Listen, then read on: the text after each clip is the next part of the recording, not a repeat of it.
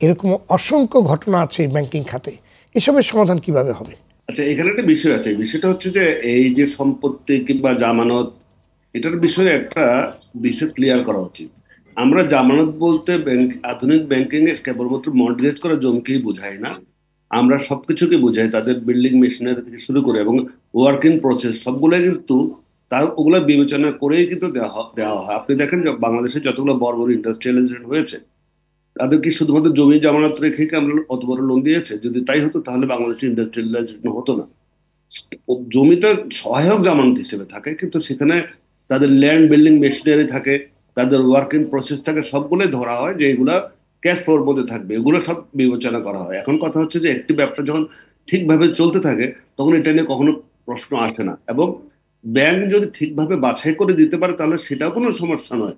যদি ব্যবসায় যেই ব্যবসায় যে প্রজেক্টের ঋণটি দেওয়া হচ্ছে সেটি যদি লাভজনক হয় এবং সেটা তাদের যদি ক্যাশ ফ্লো পজিটিভ থাকে এবং ইনটেক্ট থাকে, তাহলে কখনো এই সমস্যাটা আসবে না। সমস্যাটা এসছে তখনই যখন দেখা গেছে এগুলো, এই ঋণগুলোকে, ঋণের অপব্যবহার করা হয়েছে। এই যে যে তৌফিক ভাই যেটা বলছেন, বাইরে চলে গেছে এবং তারা মানে অসৎ উদ্দেশ্যে যারা নিয়েছে তাদের সমস্যাগুলোই হচ্ছে। কিন্তু বাংলাদেশে অনেকগুলো ভালো ভালো ফ্যাক্টরি আছে, ইন্ডাস্ট্রি আছে, যারা আমরা প্র্যাকটিসিং ব্যাংকার জানি, তাদেরকে আমরা কখনো এই দুশ্চিন্তা করি না, কারণ কত সব দেখে শুনে দেওয়া হয়েছে। এটা হচ্ছে সবচেয়ে বড় বিষয়। দ্বিতীয় বিষয়টা যেটি হচ্ছে এই যে টাকা ফেরত আনার বিষয়ে আমরা আগেও বলতাম, এই 5ই অগাস্টের আগেও আমরা বিভিন্ন সময় বলেছি, আপনাদের চ্যানেলেও বলেছি, বিভিন্ন চ্যানেলে বলেছে সরকারের রাজনৈতিক সদিচ্ছা প্রয়োজন। এই যে উইলফুল ডিফল্টার কিংবা তাদের বিরুদ্ধে ক্র্যাক ডাউন করার দরকার, সেটা আমরা রাজনৈতিক সদিচ্ছার কথা বলতাম।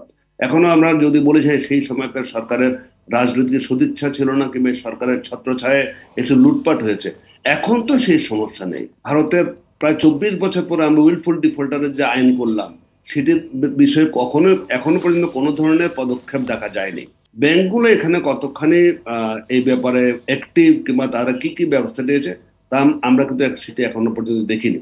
সুতরাং আরেকটি জিনিস যেটা আমরা সবসময় দাবি করতাম ব্যাংকাররা, যে সরকারের তরফ থেকে আইনি যে সুরক্ষা কিংবা নীতি যে সহায়তা ব্যাংকগুলোকে দেওয়া উচিত, এবং ডিফল্টারদের উপর যে ক্র্যাকডাউন করার যে অস্ত্র আমাদের কাছে পুরোপুরি নাই, সেই ব্যাপারে তো এখনো রাজনৈতিক অসদিচ্ছা আছে বলে মনে হয় না। তাহলে এখন আমরা এগোতে পারছি না, কিন্তু সেই ব্যাপারে তো আমাদের এতদিনে এটার একটা মোটামুটি শুরু হওয়া উচিত ছিল, কিন্তু সেটাও আমরা দেখতে পাচ্ছি না। সুতরাং রাজনৈতিক সদিচ্ছার বিষয়টা কিন্তু এখনো অমীমাংসিত রয়ে গেল, এবং ব্যাংকগুলো এখনো পর্যন্ত তাদের হাতে প্রয়োজনীয় অস্ত্র হতে পারছে না, যে কিভাবে আপনার এই, বিশেষ করে আমরা সবসময় তৌফিক ভাই বলছিলেন আমরা সবসময় উইলফুল ডিফল্টারদের কথা, উইলফুল ডিফল্টারদের বিষয়ে যে আমি একাধিক জায়গায় উল্লেখ করেছি, এখানে কিন্তু যে আইনটি করা হয়েছিল আগের সরকারের আমলে, সেটা ছিল অনেকটা ধরি মাছ নাছুই পানি টাইপের। মানে আইন করা হয়েছে বাংলাদেশ ব্যাংকে, কিন্তু বাংলাদেশ ব্যাংক বলছে এটা এটা করা হবে, কিন্তু যারা করবেন তাদেরকে সেরকম আইনি কোনো নির্দেশনা দেওয়া হয়নি যে কিভাবে কিভাবে হবে। সুতরাং বোঝা যাচ্ছিল, আমি এটাকে বলেছি ওইভাবে তারা করেছে যে আমার যেমন বলে তেমনি রবে চুল ভেজাবো না, আইনটা তেমন ভাবে করা হয়েছিল। এখনো পর্যন্ত আইনটা যদি আপনারা দেখেন, ব্যাংকিং কোম্পানি আইনের সাথে মিলিয়ে যদি দেখেন, এবং এই উইলফুল ডিফল্টের যে সার্কুলার হয়েছে সেটার সাথে মিলিয়ে যদি দেখেন, দেখবেন যে এর মধ্যে অনেকগুলো লুপ হোলস আছে, যে কারণে এই আইনটি জারি হলো এটা কখনো কার্যকর করা যাবে না যদি না অন্যান্য স্টেক হোল্ডারদেরকে এইভাবে একইভাবে এম্পাওয়ারমেন্ট দেওয়া না হয়। তাহলে তখনই শুধুমাত্র এটি কার্যকর হবে। সেই কারণে যে আমি যে বলছি যে কার্যকর হচ্ছে না, এটি একটা বড় কারণ। সেই আইনটি করা হয়েছিল ইচ্ছার বিরুদ্ধে, আগের সরকার যেটা করেছিল তাদের মোটামুটি নিরুপায় হয়ে তারা করেছিল, মানে ইচ্ছা নেই তবু করতে হয় বলে করেছিল। সেই কারণে এই লুপ হোলগুলো রয়ে গেছে।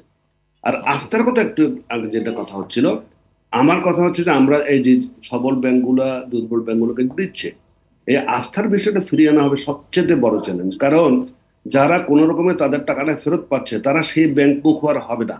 আপনি যতই তাদেরকে বোঝান, তারা কিন্তু বাবা ওই ব্যাংকে আমি যাবো না, যেহেতু ওখানে টাকা প্রায় আটকে গিয়েছিল, কোনো রকমে উদ্ধার করে এনেছে। এই অবস্থায় কিভাবে আস্থা ফেরত আসবে এবং কিভাবে সেই ব্যাংকগুলোকে চালু রাখা যাবে, সেটা একটু $1,000,000 কোশ্চেন থেকে যাচ্ছে। এটাও কিন্তু আমাদের ভাবতে হবে সামনে। শুধু সহায়তা দিলে হবে না, ওই ব্যাংকগুলোকে সক্ষম করে তোলার জন্য কি কি করতে হবে সেটাও আমাদের ভাবতে হবে এখন।